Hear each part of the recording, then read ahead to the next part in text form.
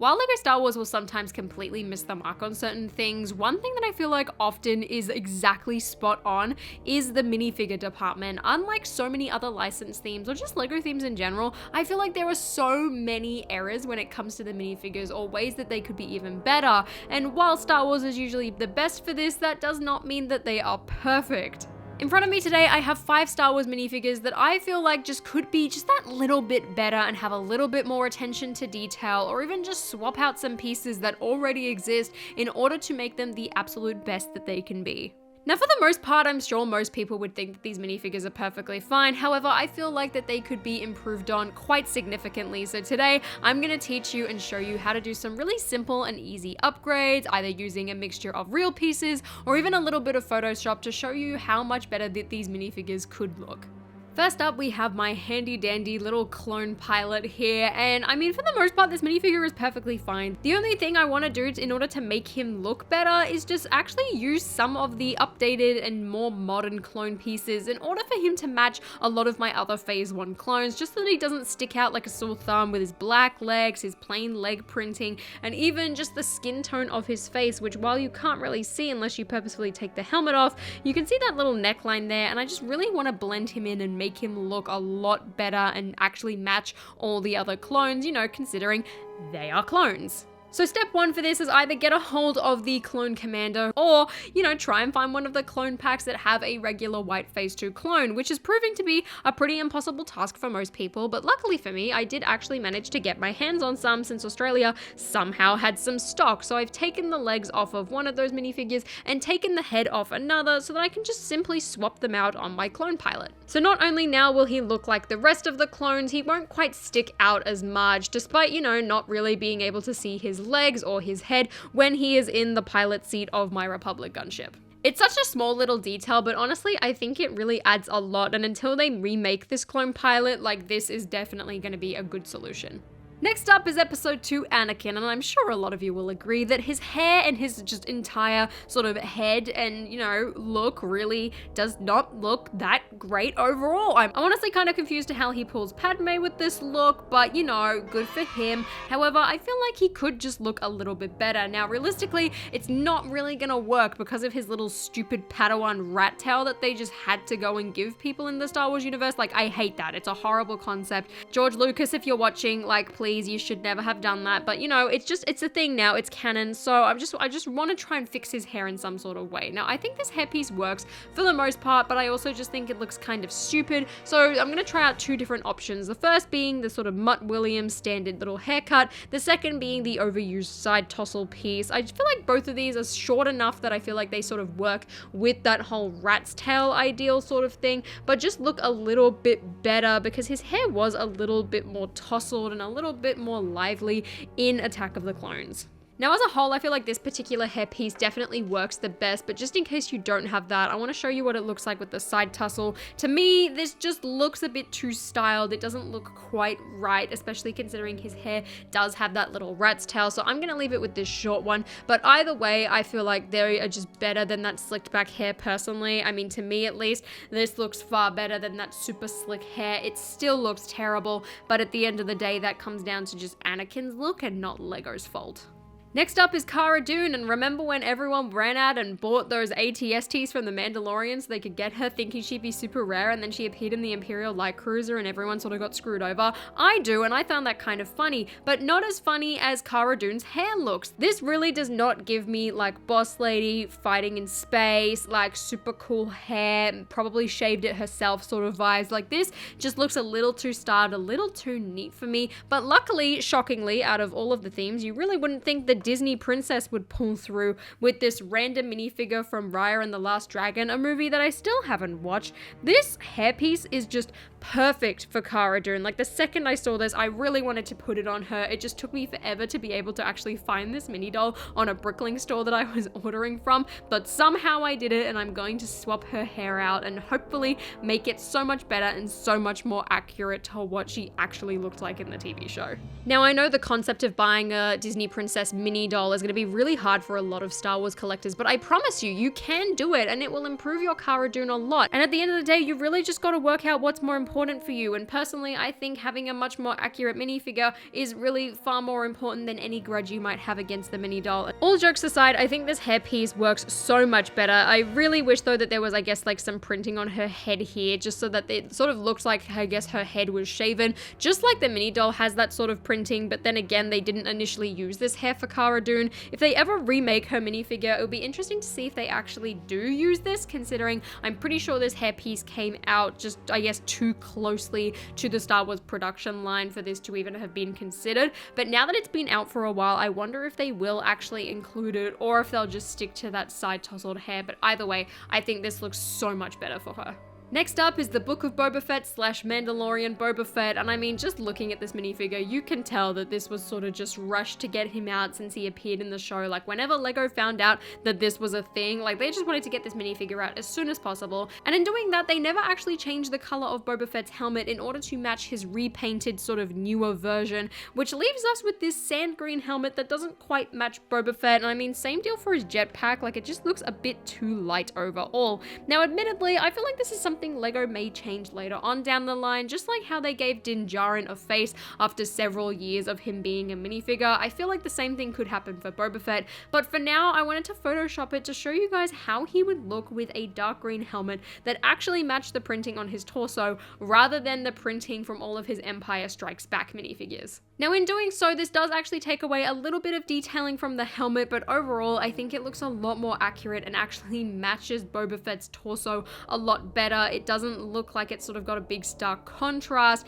and again, I really hope that LEGO does implement this change sometime in the future. I'm sure they will, but just in case they don't, I really wanted to see what this looked like, and what it looks like is so much better than, unfortunately, what we've gotten.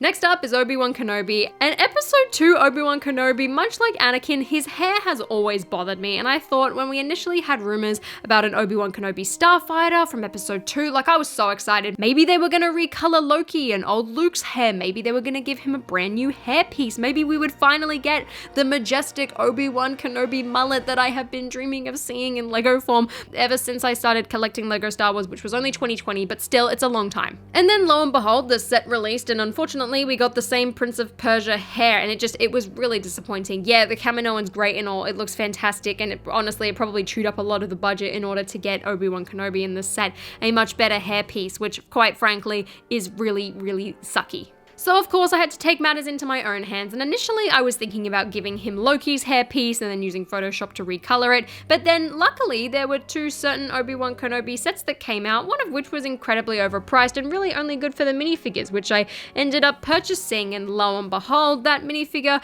didn't really have a hairpiece that quite accurately represented him in the TV show. However, it looks a lot like a mullet. So thank you ObiWan Kenobi for having a similar hairstyle, and I'm gonna steal his hairpiece because, I mean, if that set's gotta be good for anything, it's gotta be its minifigures. So I'm gonna swap his little hair out and give ObiWan Kenobi that beautiful, glorious ginger mullet that we have all been dreaming of, and oh my goodness, does he look stunning. For once, ObiWan Kenobi from episode 2 actually has some resemblance to a mullet. It's still not perfect, and I would still love a specialty mullet piece, but for now, this is beautiful, this is majestic. This actually screams episode 2 Obi-Wan, and if they ever remake Jango's Slave 1 and include ObiWan Kenobi from episode 2, I would really love to see this hairpiece. Just saying, LEGO. But for now, I'm just gonna steal it off this Kenobi and just make him look so much more glorious and actually look like Ginger Jesus.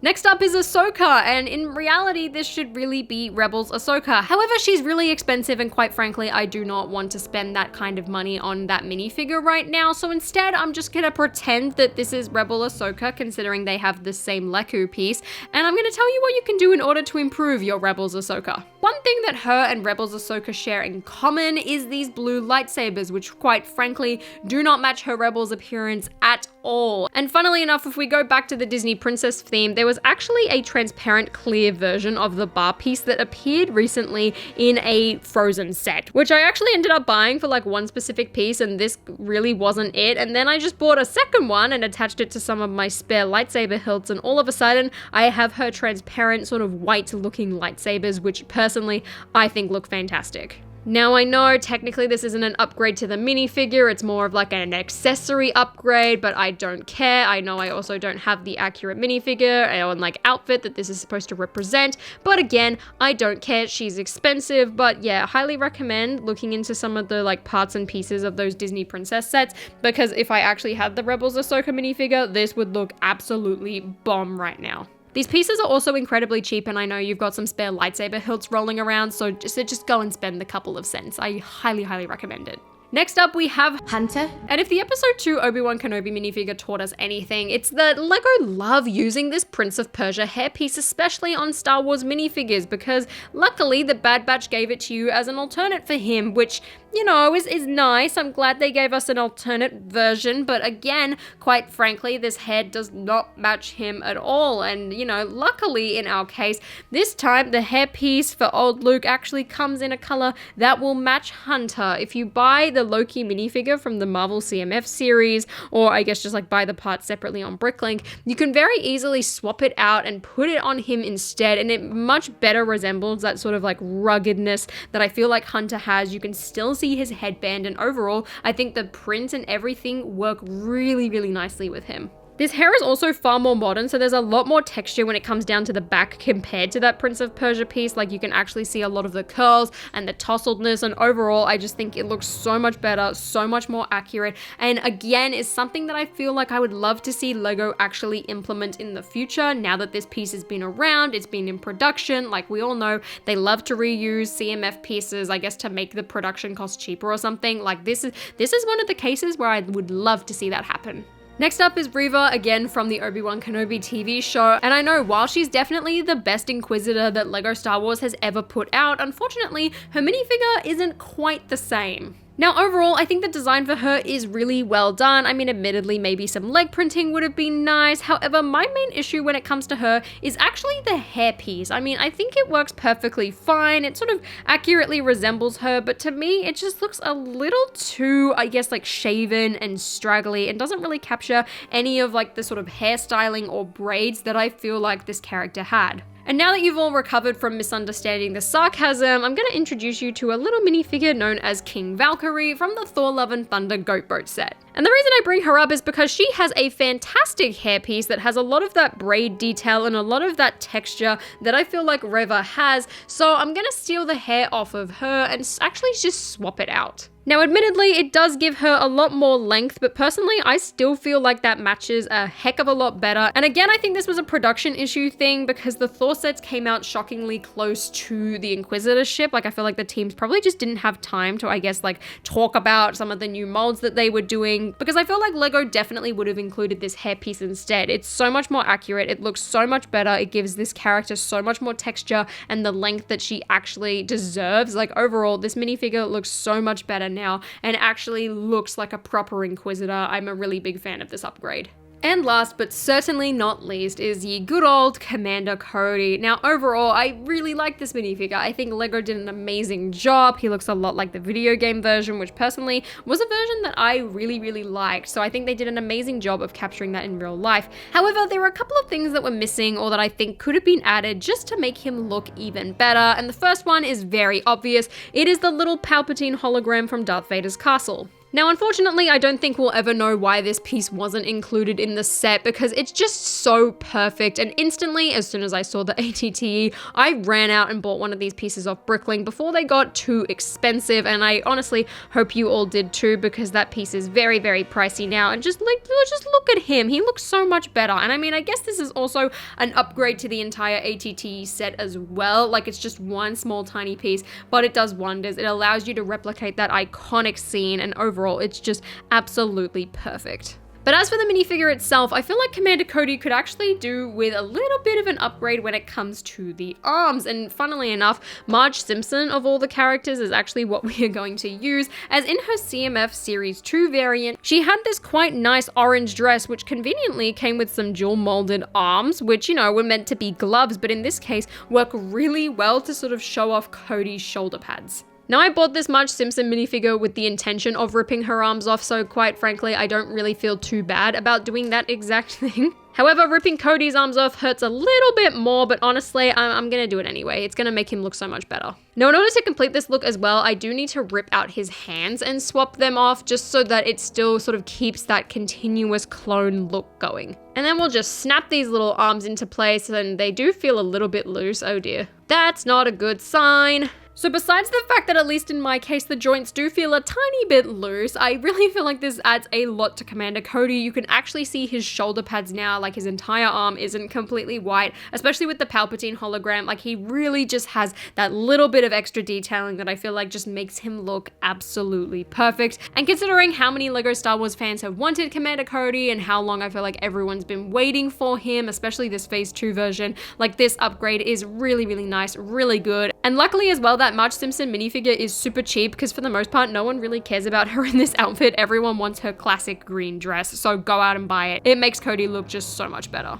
So there are all of my LEGO Star Wars minifigure upgrades. Luckily, a lot of these are possible just with some cheap pieces. I feel like the most expensive one's probably gonna be, Rebels Ahsoka, firstly, because you've got to buy Rebels Ahsoka. And then second to that would definitely be that little Palpatine hologram piece. But I definitely recommend buying that sooner rather than later, just to get it before the price completely inflates, or at least hopefully you've got a spare one lying around from if you bought Darth Vader's castle. Otherwise, a lot of these are really cheap, easy, and simple to do, and I feel like they really add a lot to the Star Wars minifigures. So let me know what you think about all of my upgrades, and also let me know what hair you think would work perfectly for episode 2 Obi-Wan. And of course, if you guys enjoyed this video, please give me a thumbs up and consider subscribing to my channel down below. And until next time guys, I'll see you later.